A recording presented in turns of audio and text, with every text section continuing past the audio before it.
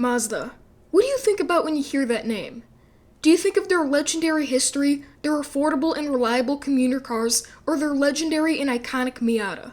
Regardless, Mazda is one of the most underrated car brands out there.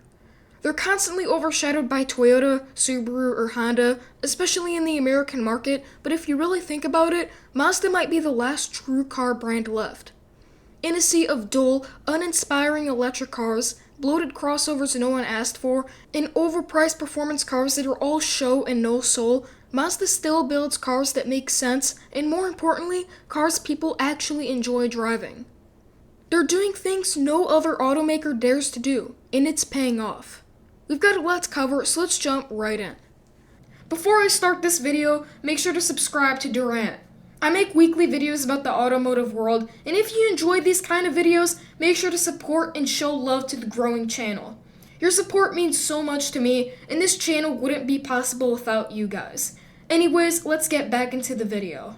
So, what's the first reason why Mazda is what every brand should be? The first one is their perfect lineup. What you instantly notice is that Mazda's lineup is smaller compared to Toyota's, yet it still feels complete. Toyota's lineup or Honda's lineup is a mess, but because Mazda keeps things smaller, it actually feels more premium in a way, and with fewer models to focus on, Mazda could put the effort into making each one exactly what it deserves to be. First, there's the Mazda 3, one of the most iconic Mazdas. It starts at around $25,000, which might sound like a lot, but for a new car, that's actually really good, and it doesn't just offer value.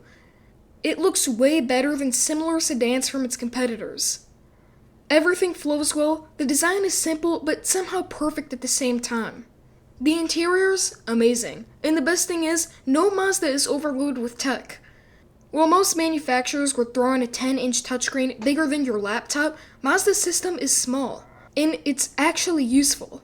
It's not overcomplicated, and it doesn't jack up the price of the car either. Overall, the Mazda 3 sedan is super reliable for what you're getting. And then there's the hatchback. Honestly, this one is probably my favorite Mazda next to the Miata.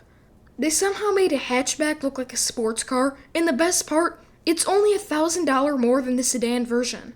You get everything the Mazda 3 offers with more space and comfort for barely extra money. Then there's the Miata, the most recognizable JDM car. The Miata has always been iconic from the start. It's easy to mod, it's quick, and it handles better than any sports car in its class. Sure, the newer model is overpriced, but compared to the GR Supra, Mustang, or Type R, it's extremely cheap while still having that performance and fun-to-drive spirit that sets it apart from the rest.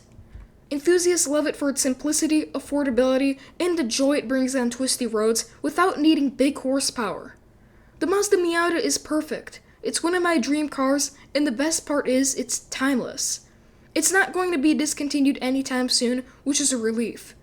Overall, if you've got the money for an extra weekend driver, pick a Miata over any other sports car. Even the older models feel worth it, especially the NA and NB generations. They're still loved for their lightweight build, simple mechanics, and timeless rear-wheel drive fun. They're easy to work on, incredibly reliable, and have a massive aftermarket for mods, making them perfect for beginners and enthusiasts alike. Even though they're from previous decades, their driving style, feel, and tuner potential keep them just as relevant today. So yeah, overall, every generation of the Miata is perfect. I don't see any other brand making a fun enthusiast car for everyone. Mazda is single-handedly keeping sports cars alive.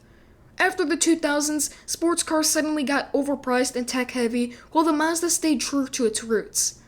Next, there are the SUVs in their lineup. I hate SUVs, but Mazdas are somehow well done.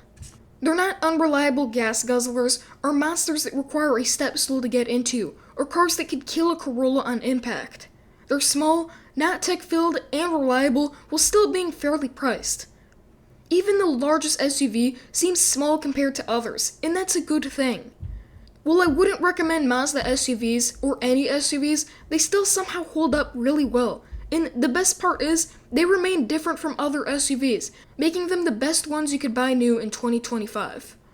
So, the next reason why Mazda is the only true car brand left is because it caters to all kinds of people. There are 3 types of people that buy cars from a brand. The first, a small group but important to any brand, are the enthusiasts. The ones that want something fun to drive, customize, and share with other enthusiasts. Overall, brands hate enthusiasts. They're the most expensive group to cater to, so most brands push them away. Mazda, on the other hand, embraces them. Even on normal vehicles, they focus on that fun to drive spirit. People who buy Mazdas aren't looking for the biggest touchscreen or gimmicks. Staying true to enthusiasts is a good thing. It builds a loyal following, which pays off in the long run. If you show customers that you care about the cars they love, there's a much higher chance they'll come back for the latest model. Meanwhile, Toyota is doing the opposite. The Supra is now aimed at rich people or the elite, so they could focus on tech instead of the fun-to-drive feel. Because Mazda actually gets this, the Miata is still selling well. That's the formula every brand needs. Catering to enthusiasts shows real long-term success. The next type of car buyer is the average commuter. The soccer moms, the people who just need to get to work, or the ones that only care about going from point A to point B. Mazda does exceptional here. Their reliability is among the best of any brand, and in some cases, even better than Toyota or Honda.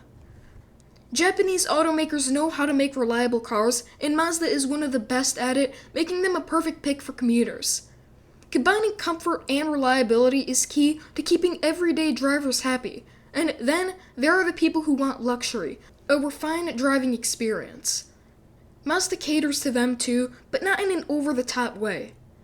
They offer comfortable leather seats, features you don't see in most regular cars, and a screen that's large but not intrusive. And all for that, you're still under 40 grand. Sure, it might not have as many features as a BMW, but let's be honest. If you want a luxury car, would you rather get an $80,000 Mercedes that might not last 5 years, or a slightly less fancy but well-built and refined Mazda SUV that could last a quarter of your lifetime? It's important that brands cater to all three groups. Some focus on just one. BMW goes all in on luxury, Subaru's commuter focus, and Porsche mixes enthusiasts with high-end luxury, but when you actually cover all three and provide exceptional quality across the board, that's what creates real success. Finally, there's the topic of tech in the future. As of right now, Mazda doesn't offer any fully electric vehicles, only hybrids. Without EVs, Mazda could focus on making truly reliable cars. Think about it. How is Kia supposed to maintain and improve their gas-powered lineup when they're also dumping millions into batteries and high-tech features for EVs? It's a lot to juggle. In these days, it's rare to find a brand that doesn't offer at least one EV.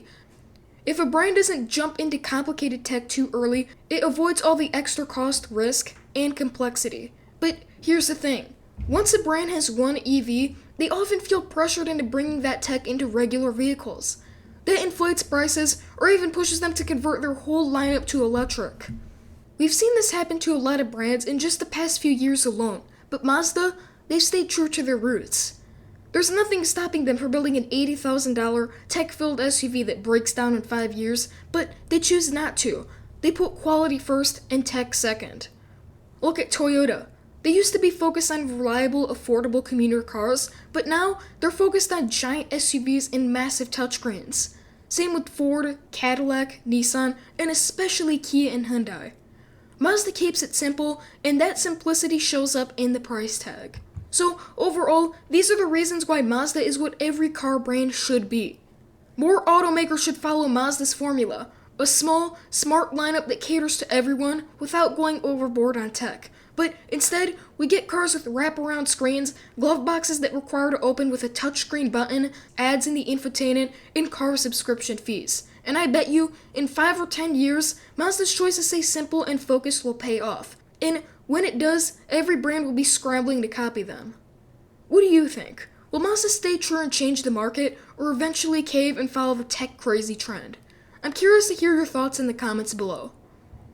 Anyways, that's gonna do it for today's video. Thanks for watching, and remember people, drive safe, drive smart, but most importantly, drive something worth talking about. See you in the next one.